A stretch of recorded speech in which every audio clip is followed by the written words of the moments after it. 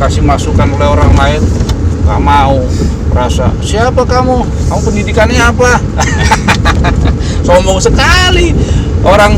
Seandainya hewan itu bisa memberikan nasihat kepada kita, kita harus ikutin kok, apalagi manusia.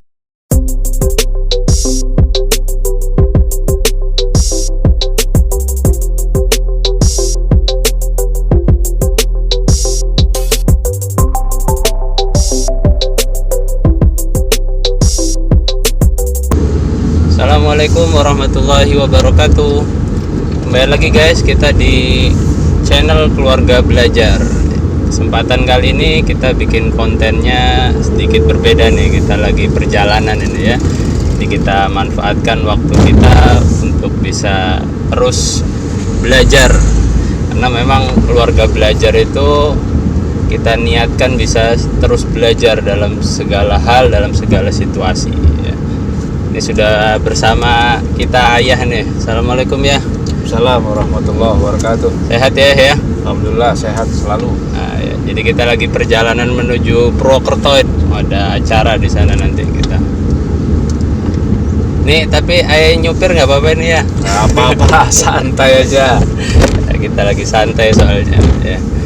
Ya nih ya, saya mau sambil nanya-nanya ini ya. Ya, tapi tetap fokus ya. Allah. Nah, ini sifat sombong ini ya. Sifat sombong itu seperti apa sih ya? Sebelum nanti saya mau nanya tentang yang lebih dalamnya lagi ya. Assalamualaikum warahmatullahi wabarakatuh. Waalaikumsalam warahmatullahi. Halo seluruh pemirsa dimanapun berada, semoga dalam kondisi sehat walafiat. Amin. Bismillahirrahmanirrahim. Alhamdulillahirabbil alamin. Wassalatu wassalamu ala asrofil anbiya wal mursalin wa ala alihi wa sahbihi ajmain. Amma ba'du. Ya. Tadi hostnya bertanya tentang sombong. Sebenarnya sombong itu apa sih? Sombong itu takabur. Takabur itu hanya satu yang boleh, yaitu Allah Subhanahu wa taala. Jadi sifat sombong itu hanya boleh dimiliki oleh Allah Subhanahu wa taala. Kalau kita nggak boleh sombong manusia, karena manusia itu apa? Ciptaan, bukan pencipta. Ya, dan tidak mungkin bagi kita bisa berlaku sombong, ya kan? Kenapa? Contoh, ketika kita sakit, yang biasanya bisa makan sendiri, ya kita dibantu, disuapi, ya. Berarti kita lemah kan? Nah, dari mana kita bisa berlaku sombong? Gitu. Ketika kita jatuh dan parah, ya, dibantu oleh orang lain. Nah, kita nggak bisa sendiri. Jadi begitu, betapa manusia itu sangat lemah. Ya, jadi sifat sombong hanya boleh dimiliki oleh Allah Sang Pencipta, tidak boleh dimiliki oleh makhluk. Sedikit pun tidak boleh berarti. Tidak boleh sedikit pun, bahkan dicela oleh Allah sombongan itu. Wastakbaru, janganlah kalian sombong, kata Allah. Ya, gitu. Ya, ingin menunjukkan apa yang dia miliki itu sebenarnya sombong atau apa itu ya? Tergantung. Tergantung ya. Ya, contoh. Ketika dia dalam rangka wa amma bi ni'mati rabbika fahaddits, ya, dalam surat apa itu? Ad-Duha ya, ayat terakhir ya. Ayat terakhir. Wa amma bi ni'mati rabbika fahaddits itu maksudnya kalau kamu menerima nikmat dari Allah berupa apapun, ilmu, pengetahuan, mungkin juga harta benda, tapi kamu bersyukur dalam bentuk apa? Ilmunya dibagi orang, berbagi kepada banyak orang, punya harta, bersedekah, berbagi kepada banyak orang, punya kendaraan, umpamanya kayak gini nih, ya, nih kendaraannya digunakan untuk apa? Untuk ya berbagi kepada orang, berjuang di jalan Allah, jadi bermanfaat, bukannya sekedar gaya-gayaan, pamer-pameran, buat apa? Nggak ada gunanya kita. Gitu. Jadi apakah kalau kita menunjukkan sesuatu itu disebut sombong? Tidak juga, tergantung niatnya. Jadi kalau kita tujuannya untuk berbagi dalam pengertian untuk menunjukkan yuk kalau kita punya harta, yuk kita berbagi, kita bersedekah kepada siapapun yang kita bisa, ya. Jadi tapi kalau sombong yang sifatnya pamer, ria, ujub, ya, sum'ah, supaya dipandang orang, supaya kelihatan hebat dan sebagainya, nah itu yang tidak boleh gitu. Nah, kemudian yang tidak kalah pentingnya nih, orang itu kadang-kadang merasa ketika dia sudah berhasil, ini kan karena otakku. Wah, padahal dia berhasil karena Allah. Banyak orang kayak gitu kan. Oh, ini aku sukses nih karena aku cerdas, karena aku disekolahin gini. Sombong namanya kayak gitu. Otak itu yang membuat kita jadi pinter juga Allah. Ya, kita bisa punya karya, kita punya apa saja, kita berhasil itu karena Allah. Sampai-sampai itu diabadikan oleh Allah dalam Al-Qur'an. Surat Az-Zumar ayat ke-49 kalau nggak salah. Coba Mas Iban buka Qur'annya coba di HP ya, baca coba ya. Baca ya. Surat Az-Zumar ayat ke-49 ya, dibaca coba. Artinya ya. Ya, terjemahnya lah. A'udzubillahi minasyaitonirrajim. Bismillahirrahmanirrahim. Maka apabila manusia ditimpa bencana, dia menyeru kami. Kemudian apabila kami memberikan nikmat kami kepadanya, dia berkata, sesungguhnya aku diberi nikmat ini hanyalah karena kepintaranku. Oh, sebenarnya itu adalah ujian, tapi kebanyakan mereka tidak mengetahui. kan? Jadi ketika dia ditimpa musibah, kesulitan, bencana, segala macam, menderita, dibilang ya Allah tolong aku. Tapi ketika dia sudah berhasil, dia merasa oh ini karena otakku yang cerdas. Banyak orang gitu kan, sukses karena merasa kalau saya nggak sekolah, kalau saya nggak. Tidak boleh kita berlaku begitu. Itu namanya takabur. Ini kalau bukan karena saya nih yang membiayai, wah nggak mungkin berhasil. Wah, sombong namanya. Ini kalau anak saya nggak saya sekolah ini, nggak, sombong namanya. Kenapa? Walaupun kita sekolah kan kalau Allah nggak izinkan berhasilnya nggak berhasil. Jadi semuanya itu biiznillah. Allah yang membuat, jadi bukan kita. Nah, itu ayatnya sampai Allah ngomong begitu kan?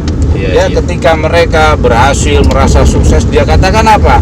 Ini karena akalku yang hebat, ini karena otakku yang hebat, ini karena tenagaku. Kalau bukan karena aku kerja keras, tenagaku nggak mungkin berhasil. Yang menggerakkan otak kita bisa pinter siapa? Allah ya. Nah, yang bisa menggerakkan tangan kita bisa bergerak, berbuat begini begitu siapa? Allah. Jadi kalau gitu, kalau berhasil ucapkan alhamdulillah gitu. Jadi siapa yang membuat kita berhasil? Allah. Jadi nggak boleh berlaku sombong gitu. Jadi sebenarnya itu ketika kita dikasih ujian tuh, ketika kita dikasih keberhasilan tuh ujian malah ya. Ujian tuh kan dua, bisa baik, bisa buruk. Nah, Allah yang bilang sendiri, aku akan uji kamu dengan kebaikan, dengan keburukan. Kalau kita diuji dengan kebaikan, hartanya cukup, apa cukup, itu diuji, sombong nggak nih, takabur nggak, pelit nggak, bakhil nggak. Nah, ketika kita diuji dengan kesulitan, keburukan, dengan apa, musibah, dengan segala macam, ikhlas nggak nih, sabar nggak nih, terus gigih nggak berdoa kepada Allah, terus nggak memperjuangkan di jalan Allah gitu. Jangan-jangan gara-gara kita susah terus kita nyerah, terus bilang Allah nggak sayang sama kita gitu ya. Padahal Allah itu Maha Pengasih ya. Penyayang dan pengasih. Jadi kalau kita tidak diberi oleh Allah, sebenarnya bukan Allah nggak sayang, justru Allah sayang. Bisa jadi kalau dikasih malah sombong, takabur, atau digunakan untuk maksiat, untuk pamer, untuk apa begitu. Ada artinya ya. Berarti itu kembali lagi kepada niat awalnya ya. Manusia itu kan innamal a'malu binniyat ya kan, tergantung daripada apa yang ada dalam isi hati. Makanya janganlah kita susahan ketika diuji susah atau ketika berhasil ya. Tergantung, sama sih. Tapi sebenarnya kalau di akhirat itu yang paling susah itu kalau diuji dengan harta yang banyak. Oh gitu. Sampai-sampai ada sahabat yang minta, ya Allah jangan miskinkan saya, miskinkan. Kenapa? Takut dihisab di akhirat. gitu. Ya soalnya kan ketika kita berhasil itu ujian, kadang-kadang malah justru kita lupa. Karena banyak, saya juga ya ketemu beberapa orang ketika dia belum berhasil, sholatnya rajin, sholat malam segala sedekah, tapi ketika udah berhasil dia lupa dengan itu semua. Nah, itu yang namanya orang istilahnya kacang lupa sama kulitnya. Nah, gitu ya. Jadi kita nggak boleh begitu lah. Kita mau susah kayak mau senang, sholat tahajud, sholat duha, bangun malam, zikir, Sedekah, baca ya. Quran, sedekah, beramal, berbuat baik, berbagi dengan banyak orang. Jangan suudzon, jangan pikiran negatif, jangan suka ngomongin orang, jangan suka gibah. Mau susah kayak mau senang, begitu aja terus hidup kita, insya Allah lah. Ya, ini jangan sampai kita ini itu tadi pada posisi enak kita lupa, pada posisi susah kita merengek-rengek terlalu kepada Allah. Ya Allah, ampuni saya ya Allah, ya Allah. Tiap sholat nangis terus sampai deh. nangis. Pada saat kita sudah senang, sholatnya enggak, boro-boro sampai nangis ya. Sholat aja lupa, sholat aja pengen buru-buru barangkali ya. Nah, itu termasuk sombong ya orang seperti itu. iya, karena orang nggak mau berdoa kan sombong, berarti dia udah nggak butuh Allah lagi. Maka kata Nabi, orang yang sombong apa? Orang yang nggak mau berdoa. As-sholatu ya doa, sholat itu doa. Jadi orang nggak mau sholat itu sombong, orang nggak mau doa itu sombong. Orang nggak mau belajar ya? Sama sombong. Karena apa? Karena sholat juga butuh ilmu. Nah, untuk mendapatkan ilmu, sampai ada satu ulama mengatakan ini dalam kitab Ta'lim wal Muta'alim, ya, setan itu lebih takut kepada orang yang alim tapi berilmu ketimbang orang ahli ibadah, 1000 ahli ibadah tapi tidak berilmu. Setan nggak takut itu. Jadi kalau kita mau ditakuti oleh setan, ya, selain kita ahli ibadah, ilmunya banyak. Setan ngibrit itu. Nah, tapi kalau kita cuma sholat tapi nggak ngerti apa yang dibaca, jengkang-jengking apa yang nggak ngerti, nah, itu setan nggak takut, malah ditemenin barangkali setan. Sampai sholatnya lupa gitu kan. Jadi ilmu itu penting. Jadi menuntut ilmu wajib. Makanya sampai tolabul ilmi faridah ala kulli muslimin wal muslimah. Gitu. Iya, Ya. iya. Ya soalnya kita kadang kan apa namanya itu sering mengingatkan, cuma ada orang yang membantah, mungkin merasa sudah jauh lebih Pinter. pengalaman, lebih tua juga kadang. Jangankan kita manusia biasa, harusnya kita nih nggak boleh sombong, mau profesor kayak dokter kayak orang pinter kayak kaya kayak apa segala macam. Nabi aja nih, Nabi beliau sendiri sering minta dibacakan, wahai Bilal, wahai sahabatku, tolong bacain Quran. Wahai, banyak tuh sahabat-sahabat Nabi suruh baca Quran di depan, padahal wahyu itu turunnya kepada Nabi. Kenapa Nabi pengen dibacain? Karena Nabi sadar dia itu butuh juga nasihat, bukan nasihat, maksudnya mengingatkan Manusiawi gitu. lah ya. Manusia dia. Nabi bilang, ana basarum mislukum, saya ini manusia sama dengan kalian. Saya makan, saya kawin, saya ke pasar, saya tidur segala macam. Yang membedakan apa? Wahyu. Ya, saya cuma diwahyukan. Dan tugas saya basyiron wa nadhira gitu. Jadi Nabi aja yang tadi diingatkan oleh sahabat-sahabatnya gitu. Ini mau dikasih masukan oleh orang lain, nggak mau. Merasa, siapa kamu? Kamu pendidikannya apa? Sombong sekali. Orang seandainya hewan itu bisa memberikan nasihat kepada kita, kita harus ikutin kok. Apalagi manusia. Jangan memandang. Nah, ada satu peristiwa Rasulullah itu dulu ketika sedang berdakwah kepada kaum bangsawan Quraisy dulu ya, di satu surau. Surau itu tempat berkumpul. Nah, sana beliau sedang berdakwah. Itu pembesar-pembesar Quraisy pada saat itu. Kemudian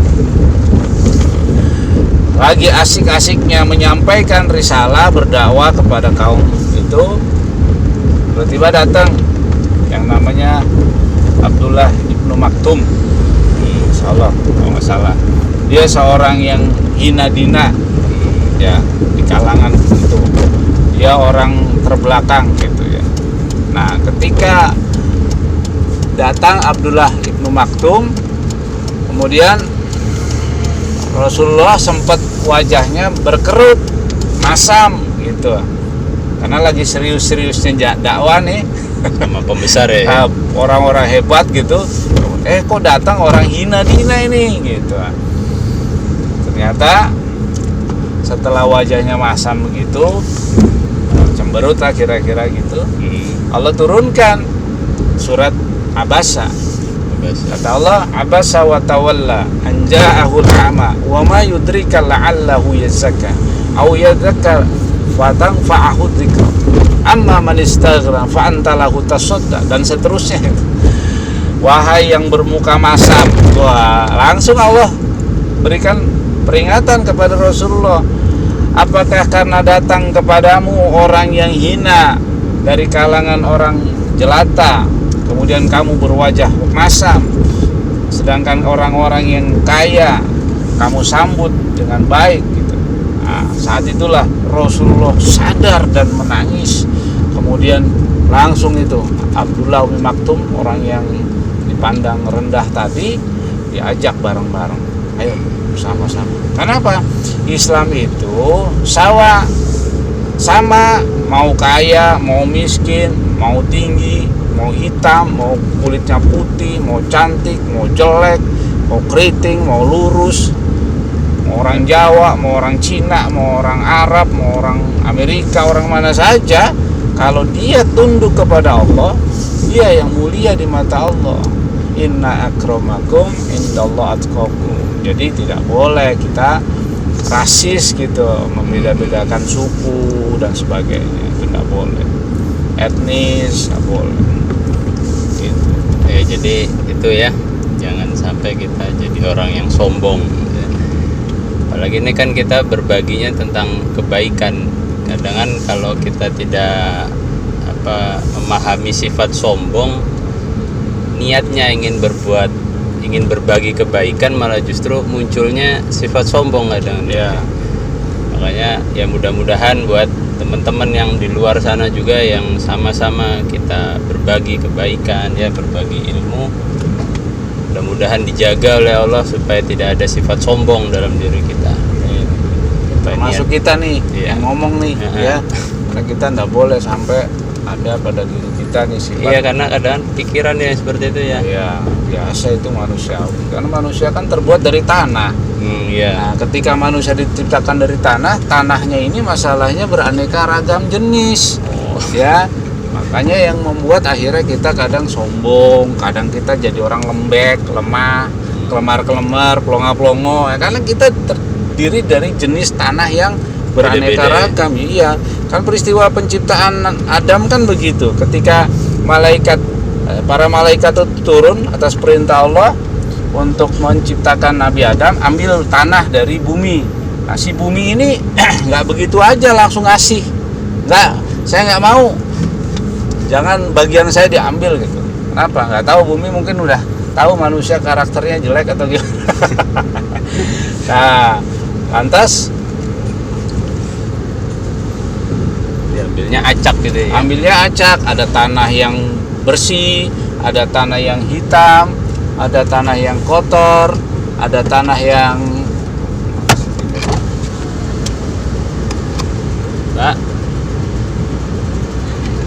Mbak, motornya ada tanah yang keras, ada tanah yang lembek, ada tanah yang pokoknya macam-macam. Mas bisa geser bisa ya, benar.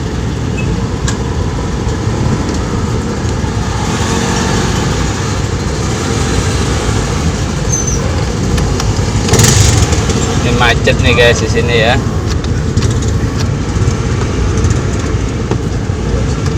Terus jauh. Kanan dikit, kanan ya. Terus kiri, terus.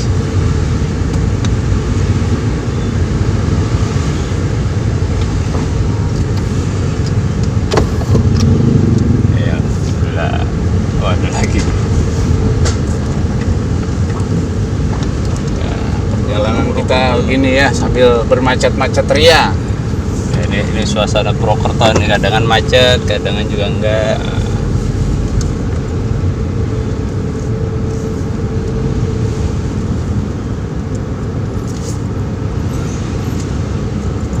Mogok lagi terus jauh, belok kiri ya Bang.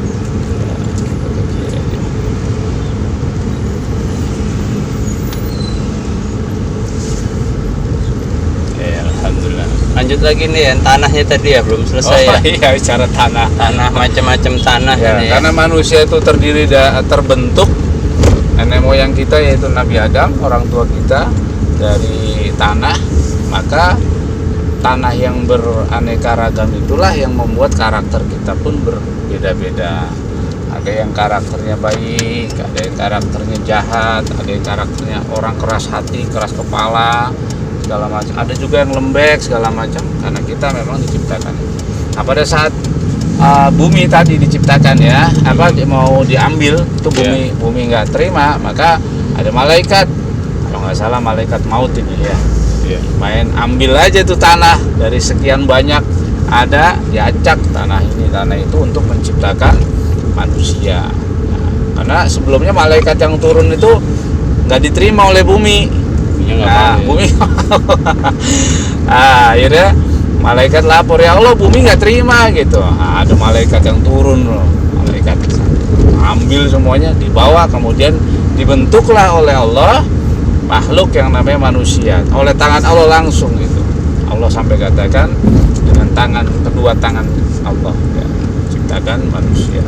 Nanti sifat manusia itu juga tergantung dari kontur tanah itu juga ya. Iya, manusia kan ya karena ciptaannya dari manusia, dari tanah. Berarti termasuk juga kalau kita salah konsumsi juga berpengaruh ya. Satu, kita sudah dari tanah dan makanan kita pun pasti juga dari hasil bumi gitu. Berarti selain faktor awal juga ketika kita makan makanan yang kita makan ini mengandung apa, zat-zat yang rusak. Makanya kan ada yang dihalalkan, ada yang diharamkan gitu. Jangan yang penting santap aja. Nah, dulu ayah tuh ngingetin orang banyak gitu tuh, ayah dibilang sesat padahal sayang sama dia.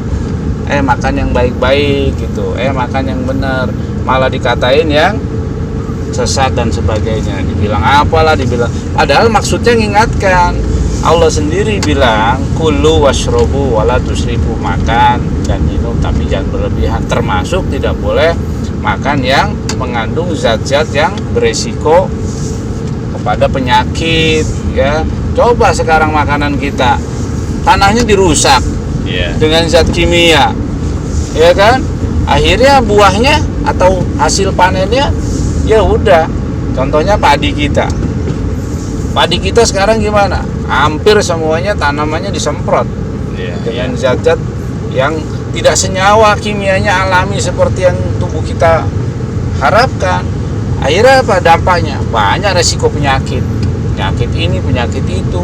Nah, terus mau disalahin siapa? Salah diri kita sendiri. Nah itu, kita tapi nggak sadar. Hampir semuanya di seluruh, mungkin kita sulit untuk mencari yang baik. Iya, saya juga pernah kan belajar waktu nanam, ya belajar turun langsung nanam. Kalau ceritanya petani itu namanya nanam sekarang itu udah simple, mudah gitu. 3 bulan panen, 2 bulan panen. Iya, coba zaman dulu ada padi gogo namanya, padi yang tumbuhnya itu panjang gitu. Dan itu masih alami sekali. Sekarang padi ditanam sebentar udah tumbuh, udah panen. Terus itu pun harus support dengan pupuk kimia. Kalau enggak juga tanahnya nggak mau tumbuh, nggak mau subur, juga nggak menghasilkan. Jadi kita ini sudah serba kimia. Jadi tubuh kita ini tubuh kimia nih, tubuh kimia sintetis gitu loh, bukan yang kimia yang baik ya. Padahal proses kimia itu harus proses kimiawi alami sesuai dengan keadaan tubuh manusia. Tapi kan hari ini susah mencari yang begitu. Ya. Secara netral ini gimana nih ya? Ya, perjuangan ini salah satu kita sedang memperjuangkan gimana kita dapat makanan yang sehat, yang alami gitu. Gak gampang, susah. Makanya ini berjuang. Kalau nggak berjuang ya nggak dapat. Berjuang aja nggak dapat, apalagi yang pada cuek. Tambah parah lagi, ntar tahu-tahu mengeluh, ya Allah, kenapa saya sakit begini, sakit begini. Gimana nggak sakit? Wong tubuhnya diisi dengan zat-zat kimia yang nggak senyawa kok. Terus ngeluh sama Allah, kamu sendiri yang merusak, kamu sendiri yang sakit, terus kamu nyalain siapa? Gitu. Mestinya kita evaluasi. Tapi sekarang namanya makanan itu kalau nggak aneh tuh kayaknya nggak marem gitu Iya, ya. apalagi zaman sekarang nih di kota-kota. Mau di Iya. kota mana aja, kalau kira-kira nggak pakai brand yang keren gitu, Iya. apa kayak namanya gitu, kayaknya nggak wah, kampungan gitu. Makanya kayak makanan orang tua kita dulu udah agak mulai ditinggalkan ya. Iya, Kayak namanya getuk gitu ya, singkong rebus gitu. Anak muda sekarang udah mulai males makan gitu ya. Terus yang berikutnya nih ya, kan tadi masalah sombong nih. Orang merugi nih ya, saya mau nanya tentang orang merugi nih ya. Ada orang tuh dilema, kayak saya punya teman itu dilema, dia sibuk setiap hari itu kerja dari pagi dia sampai sore kerja, terus pulangnya dia lanjut lagi cari garapan buat tambahan. Tapi ketika saya tanya, merasa nyesel nggak sih atau merasa ada yang kurang nggak sih, dia mengakui bahwa itu sebenarnya kayak ada yang kurang gitu, kurang ibadahnya kadang ketinggalan, sholatnya, terus didik keluarganya juga kadang lupa, nggak keurus. ya pokoknya sibuk urusan itu, tapi dia sendiri kadang menyadari. Nah itu orang disebut termasuk orang merugi atau enggak itu yang seperti itu? Orang yang merugi itu kan bukan hanya merugikan dalam pengertian rugi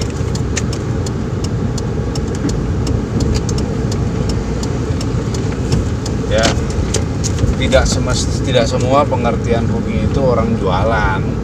Ya, rugi itu bisa jadi dia tidak mampu mengendalikan dirinya, tidak mampu mengendalikan keluarganya, hartanya itu terhambur-hambur, tidak sesuai dengan apa yang dikehendaki oleh Allah dan sebagainya. Itu orang yang rugi. Jadi orang rugi itu tidak identik ketika dia jualan dia Jualnya nggak bangkrut. berhasil gitu ya? Bukan, tidak itu. Jadi rugi itu pengertiannya sangat luas sekali. Oke. Sampai-sampai itu yang disebutkan oleh Allah itu. Ya, berapa banyak orang itu dikatakan merugi ketika hanya sibuk dengan urusan duniawi belaka. Wal asri, demi waktu, innal insana lafi husrin, sesungguhnya manusia itu rugi, illal ladzina amanu, kecuali orang-orang yang beriman. Kemudian gak cukup, wa amilus sholihat, Beramal soleh. nah dia beramal soleh. Apa tuh amal soleh? Ya bisa dengan hartanya, yang punya harta, bisa dengan benda, dan bisa dengan ilmu, bisa dengan tenaga, dengan waktu, dengan apa saja ya. Jadi jangan sampai kita termasuk orang-orang yang rugi. Ini rugi itu jangan identikan jualan saja. Ya. Ya, alhamdulillahirobbilalamin, kita juga baru saja sampai ya. Ya teman-teman, itu tadi perbincangan kita dengan Ayah ya.